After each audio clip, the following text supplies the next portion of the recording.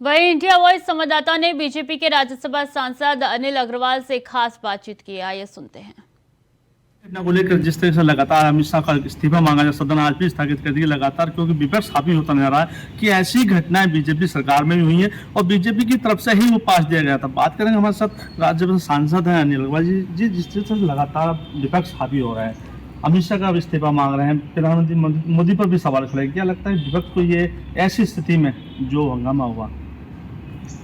कि कल की जो घटना हुई है वो ठीक नहीं है, उसकी मैं निंदा करता हूँ।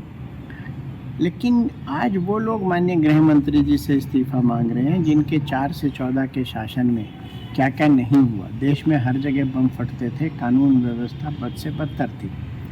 इंटरनल सिक्योरिटी का रिव्यू किया जा रहा है, पार्लियामेंट सिक्योरिटी रिव्यू हो रही है और निश्चित रूप से जो भी आवश्यक होगा वो कदम उठाए जाएंगे। राजनाथ सिंह ने लगातार पास पर भी आज सवाल खड़ा किया है और सिक्योरिटी को टाइट करने का जो जिम्मा दिया था तो उसको पूरी तरह से जांच की जाए।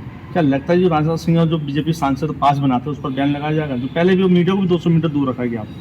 देखिए, मैंने कहा ना, पूरे सिस्टम का रिव्यू किया जा रहा है और न केवल पार्लियामेंट की सिक्योरिटी, पूरे देश की सिक्योरिटी माननीय गृह मंत्री जी बहुत अच्छे तरीके से देख रहे हैं।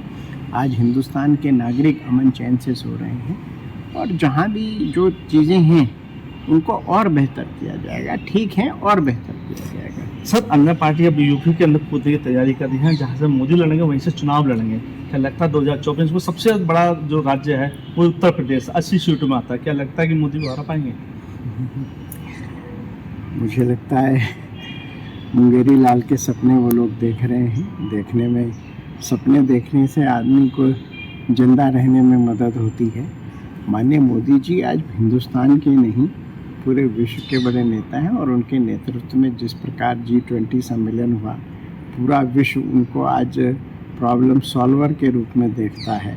जिस प्रकार भारत की जनता की उन्होंने सेवा की है, गरीबों को मकान दिया है, गृहिणियों को गैस सिलेंडर दिए हैं, गैस के चूल्हे दिए गए हैं, आयुष्मान कार्ड बने हैं, किसान भाइयों को किसान सम्मान निधि मिली है, मेडिकल संख्या में कॉलेजेस की संख्या बढ़ी है, ट्रेन्स की संख्या बढ़ी है, ट्रेन्स का गति दिया जा रहा है, बिल्कुल भ्रष्टाचार रहित सरकार दी है।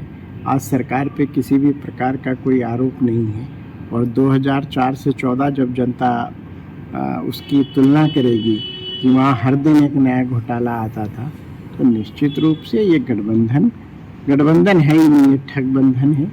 और आप इनके नेताओं को देखिए ना, ममता जी अधीर रंजन से लड़ती हैं, कांग्रेस के खिलाफ हमारे अखिलेश जी रोज़ कुछ ना कुछ कहते हैं, केजरीवाल जी पंजाब में कुछ कहते हैं, दिल्ली में कुछ कहते हैं और बाकी जब मीटिंग में जाते हैं कुछ कहते हैं।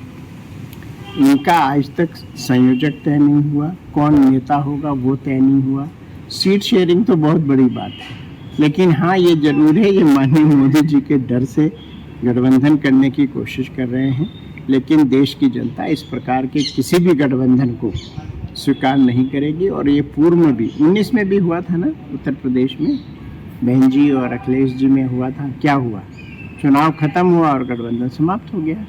तो जनता जानती है कि ये केवल एक भ्रम फैला के वोट लूटना चाहते हैं, लेकिन देश की जनता बहुत समझदार है और वो अपना वोट विकास के लिए, माननीय मोदी जी के लिए, 2047 भारत को विकसित राष्ट्र बनाने के लिए देगी। क्या जो अभी 5 राज्यों में चुनाव हुए थे वो 2024 का फाइनल कोई बीजेपी 3 राज्यों में बहुमत से आई है, जो कि विपक्ष कहता कोई भी बीजेपी को सीट नहीं मिलेगी? क्या लगता है ये बिल्कुल फाइनल 2024? भारतीय जनता पार्टी हर चुनाव को, छोटा चुनाव हो बड़ा चुनाव हो, पूरी संजीदगी से लड़ती है। हम लोकतांत्रिक व्यवस्था में विश्वास रखते हैं, चाहे ग्राम पंचायत स्तरीय चुनाव हो, चाहे विधानसभा चुनाव हो, चाहे लोकसभा चुनाव हो, हम पूरी निष्ठा के साथ जनता की सेवा करते हैं। और माननीय मोदी जी, मैंने कहा ना, विश्व के नेता हैं। आप देखिए, जहाँ ये सब कहते थे कुछ नहीं होगा, बड़ी बड़ी राहुल जी तो कहते थे लिख के रख लीजिए, लिख के कहाँ गया वो? देश की जनता, सभी प्रदेशों की जनता माननीय मोदी जी में विश्वास व्यक्त कर रही है और माननीय मोदी जी भी पूरी निष्ठा के साथ जो उनका संकल्प है कि 2047 में भारत को विकसित राष्ट्र बनाना है, उसके लिए 24 घंटे एक आखिरी सवाल है, पीओके की बात लगातार सदन में उठाई जा रही है। 12 सीट रखने की भी बात कही है। क्या लगता है 2024 से या बाद में पीओके भारत में होगा? हमारे वर्तमान गृह मंत्री माननीय अमित शाह जी स्थिति स्पष्ट कर चुके हैं। पीओके हमारा था, हमारा है, हमारा ही होगा। सही समय पे निर्णय लिए जाएंगे और पीओके भारत का ही हिस्सा है, हम ये इसको तय कर चुके हैं। तो बिल्कुल देखिए, सबसे बड़ी बात है राज्य सांसद अनिल अग्रवाल जी तक काफी पीओके हमारा है, हमारा ही रहेगा और उसको फाइनल शायद हरी झंडी भी दिखा दी गई है। दिल्ली से अजय चौहान।